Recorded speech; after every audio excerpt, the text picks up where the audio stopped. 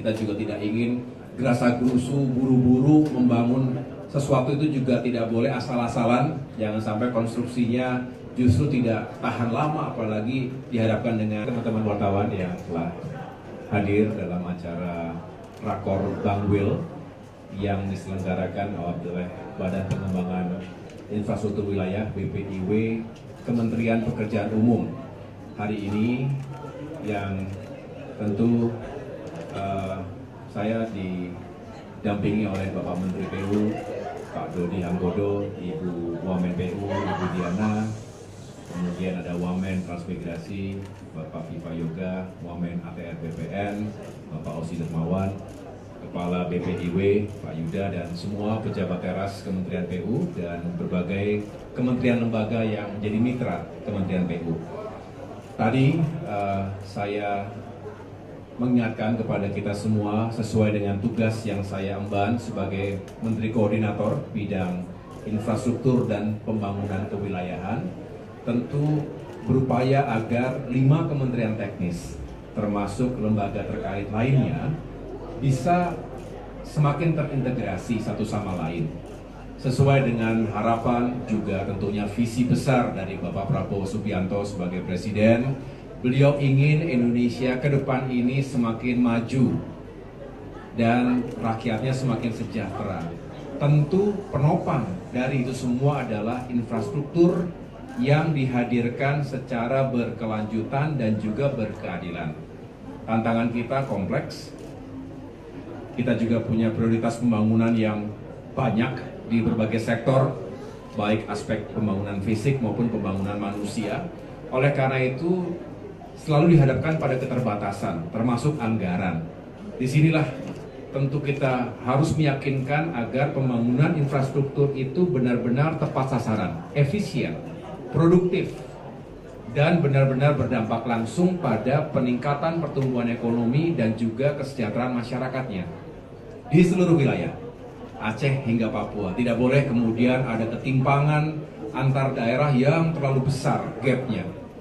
Di sini tugas kami dan kita semua untuk meyakinkan konektivitas antar wilayah semakin baik, infrastruktur dasar juga semakin terpenuhi. Kita ingin menunjang terciptanya swasembada pangan, energi dan air, termasuk pendidikan, pelayanan kesehatan bagi masyarakat juga semakin baik. Lagi-lagi itu semua membutuhkan infrastruktur yang memadai dan berkualitas. Jadi Rakor hari ini tentu penting untuk menyamakan catatan, menyamakan frekuensi sekaligus menetapkan target-target jangka pendek dan menengah yang juga visible dan bisa dilakukan secara menyeluruh. Target-targetnya juga harus terukur dan tentunya menunjang tercapainya visi besar dari Bapak Presiden Prabowo tadi. Saya pikir itu yang menjadi esensi utama dan akan dilanjutkan secara teknis. Nanti ada pembahasan-pembahasan lanjutan sesuai dengan bidang masing-masing. Kira-kira itu, teman-teman sekalian. Pak, ada izin Pak, Aji dari antara Pak izin bertanya. Yang pertama Pak, mengenai keterpaduan infrastruktur demografi 2030 Pak. Nah, dari Kemenko sendiri apa saja fokus bonus demografi yang berikutnya? Terus untuk Pak Dodi Pak, tadi kan Bapak sempat menyinggung quick win terkait renovasi dan rehabilitasi sekolah Pak. Kapan itu dimulai Pak? Terima kasih Pak. Ya, pertanyaannya bagus. Benar bahwa kita juga harus benar-benar secara teliti menetapkan program-program yang langsung menyentuh masyarakat, terutama untuk meningkatkan kualitas hidup dan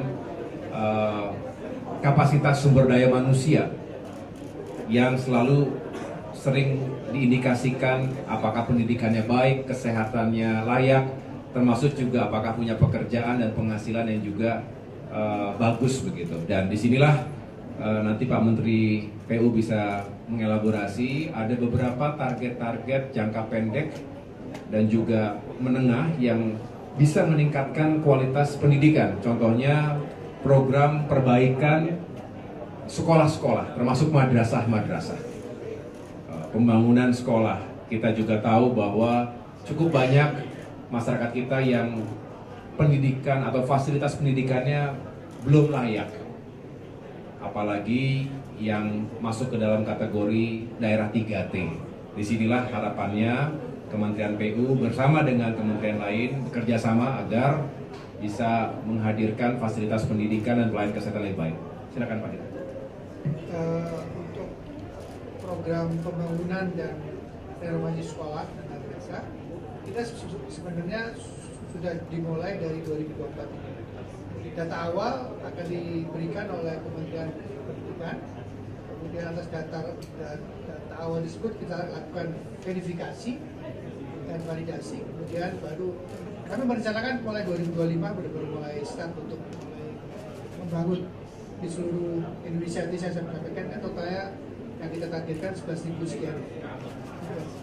Pak Menko beri tanggapan tadi di sini soal 3 juta rumah, program 3 juta rumah yang memang saat ini masih ada kendala soal anggaran, terus lahan dan juga perizinannya. Kira-kira koordinasinya sejauh ini bagaimana dengan kementerian antara kementerian itu untuk memastikan itu bisa berjalan nanti Pak? Ya, ini juga penting. 2 hari yang lalu saya menerima paparan dari Menteri Perumahan dan Kawasan Permukiman, Bapak Marwara Sirait dan jajarannya di Kemenko Infrastruktur. Beliau menyampaikan apa saja yang menjadi program-program yang memang harus diselaraskan karena membangun rumah terlebih dahulu harus jelas lahannya. Disinilah kita sedang berkoordinasi satu sama lain terutama dengan Kementerian ATR BPN yang berurusan dengan lahan dan juga tata ruang. Kita ingin menginventarisir, tapi juga harus dicek di lapangan, ada tanah-tanah yang terkategori terlantar yang bisa saja siap untuk digunakan sebagai lokasi pembangunan perumahan rakyat. Tapi sekali lagi harus dipastikan peruntukannya dan kelayakannya. Belum lagi sumber-sumber tanah lainnya yang juga sedang dihitung dan dipelajari. Penganggaran juga demikian. Kita harus menyadari bahwa APBN itu selalu terbatas, sedangkan harus dibagi kue itu kepada semua sektor, ya. Sehingga kita juga harus membaca peluang untuk mendapatkan sumber-sumber anggaran pembangunan yang lainnya, termasuk dari investasi. Yang jelas, semangat dari pembangunan rumah ini adalah bagaimana belasan juta kepala keluarga yang masih belum memiliki rumah, artinya ada backlog dalam urusan perumahan di kota maupun di desa-desa. Termasuk ada jutaan juga yang kondisi rumahnya itu tidak layak sebetulnya, sehingga disinilah dorongan dari Bapak Presiden Prabowo untuk menyegerakan pembangunan jutaan rumah tersebut di berbagai wilayah. Harapannya jika rumah-rumah dibangun tentu ada prosesnya, ada tahapannya. Kita juga tidak ingin gerasa-gerusu, buru-buru membangun sesuatu itu juga tidak boleh asal-asalan, jangan sampai konstruksinya justru tidak tahan lama, apalagi dihadapkan dengan bencana dan juga alam yang seringkali juga harus diantisipasi, ya. Oleh karena itu harapannya jika ini bisa direncanakan dengan baik, pembangunan terjadi di seluruh wilayah, maka akan mengurangi backlog perumahan yang terjadi dan pada akhirnya yang sering menjadi cita-cita bangsa ketika rakyat itu terpenuhi pangan, sandang, dan papannya, maka benar-benar Indonesia bisa semakin sejahtera untuk semua. Tahanan pangan kan tadi di Quick Wins ada soal irigasi ya Pak. Itu kalau boleh tahu udah ditentukan? Betul Mas, untuk hubungan itu memang sebagian besar gitu, dari total 53 yang sudah selesai itu hanya 7 ya sebenarnya tidak untuk irigasi, untuk menghindari banjir, untuk penyediaan air baku. Yang lainnya itu seluruh Indonesia itu isu utamanya adalah untuk berfungsi mensupport ke irigasi. Tadi kami dapat koordinasi dengan Menteri Pertanian, disampaikan beberapa daerah yang menjadi prioritas beliau. Karena pada akhirnya kami adalah cuma supporter unit Mas, supporter unit dari Kementerian Pertanian untuk urusan ketahanan pangan ya Mas ya. Kami supporter unit dari beliau dan leading sektornya adalah beliau. Beliau sampaikan misalnya beliau akan fokus di Sumatera Selatan, Sulawesi Selatan, Kalsel dan seterusnya. Nanti tim sedang duduk berdua dengan Dirjen Direktur terkait untuk men-streamline semua itu agar memang swasembada pangan yang dicanangkan Bapak Presiden dalam 4-5 tahun ke depan bisa kami capai even sebelum itu, targetnya seperti itu. Untuk masalah listrik, ya memang sebagian besar bendungan kita sebagian memang sudah untuk PLTA juga. Cuman mungkin ke depan karena kita lagi ngomong soal green energy, mungkin akan kita pakai untuk voltage yang kemudian tidak hanya ngomong PLTA, tapi juga ada PLTS dan seterusnya. Tenaga surya mas, seperti di Jatiluhur mas, itu akan banyak di seluruh Indonesia. Titik-titik untuk bendungan yang khusus untuk pangan atau yang untuk PLTA tadi masih belum ketahuan tapi bendungan kalau PLTA hampir semua bendungan kita ada fungsi PLTA-nya. Cuman memang gini, itu juga balik lagi. Kita harus potong unit balik ke PLN. Mana kira-kira area-area yang memang butuh tambahan listrik ya kita kemudian juga. Seperti contoh yang baru akan kita bangun bendungan 3 di Haji. Kita justru menurunkan kemampuan suplai listriknya untuk benar-benar bisa sesuai dengan perintah dari PLN. Jadi ke PLN begitu 10 MW, saya nggak mau dikasih 200 lah, kira-kira gitu mas. pangan tadi titiknya Pangan, kalau pangan tadi di waktu rakor pagi tadi masih terlalu major, belum langsung streamline. Tim lagi masih di sana untuk merumuskan lebih detail mas. Cukup ya. Mas Menko, satu lagi Mas Menko. Ada 2 aspek kebocoran yang biasanya ditemukan. Ini kita jadikan sebagai lessons learned. Yang pertama ya memang karena ada niat untuk markup kebocoran yang diniatkan. Ya, tentu ini harus kita cegah dan kita perangi karena tidak boleh ada uang rakyat yang disalahgunakan, diselewengkan untuk tujuan pribadi maupun yang lain-lain. Yang kedua adalah inefisiensi.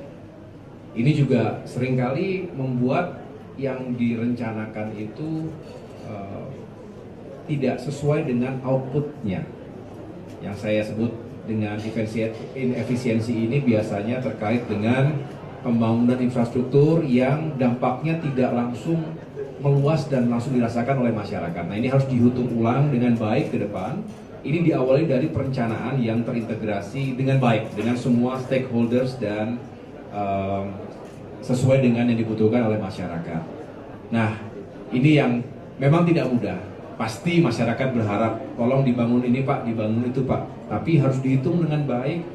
Benar tidak kalau kita membangun sesuatu di tempat yang tadi diharapkan?